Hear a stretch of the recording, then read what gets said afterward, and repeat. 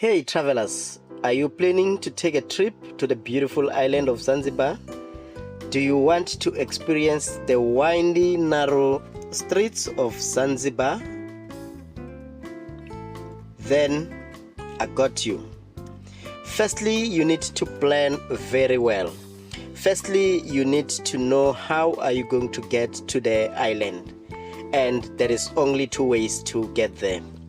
The first one is to have a direct flight from wherever to the Zanzibar island, or is to fly to Dar es Salaam, and from Dar es Salaam you then either take a flight to Zanzibar or you take a ferry to Zanzibar. But if you want to travel cheap like me, I would fly directly using the low-cost airline, and if I'm using the normal airline, I will then fly to Dar es Salaam and then catch a ferry from Dar es Salaam to Zanzibar. And the next thing that you need to consider is the issue of accommodation.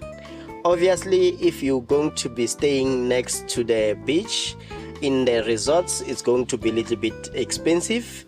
But if you will be staying in the areas a little bit away from the beach, then the likelihood of those areas being cheap, it's very high. And also, do you want to experience the colobus monkey in one of the national park in the Zanzibar?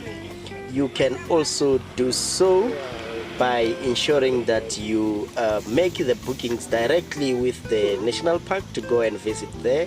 You will save your money from the agent that will also charge you additional amount of money to do that. Then when it comes to transport, make sure that you use the local transport like Dala Dala, which is a shared minibuses, or a taxi, a local taxi, or you can also use a Boda Boda, which is a motorbike taxi, which is also very cheap instead of using the private taxis. It's also much cheaper, and it's also adventurous when you are using the two transports that I've mentioned, which is the Dala Dala as well as the Boda Boda. And also in terms of food, you can eat from the streets.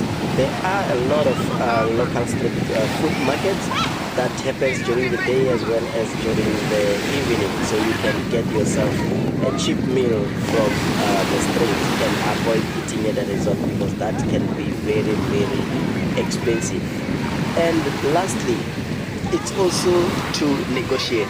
Every time when you are in Zanzibar, think about how you're going to negotiate the prices that you will be given for whichever activity that you will be doing, so that you can save yourself a little bit of money, so that you can extend and do other things with your money. So that's how I normally travel and enjoy this beautiful turquoise water in the Zanzibar.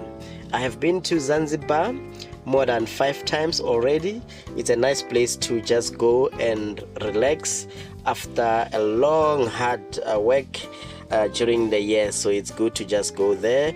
They also have an area where you can also experience the mangroves, where you can see these very interesting plants with the roots that are hanging on top of the trees. So if you want to experience all of this, just go and visit Zanzibar. There's a lot to see around Zanzibar, and you don't need to break your bank to experience all of these things. Thank you.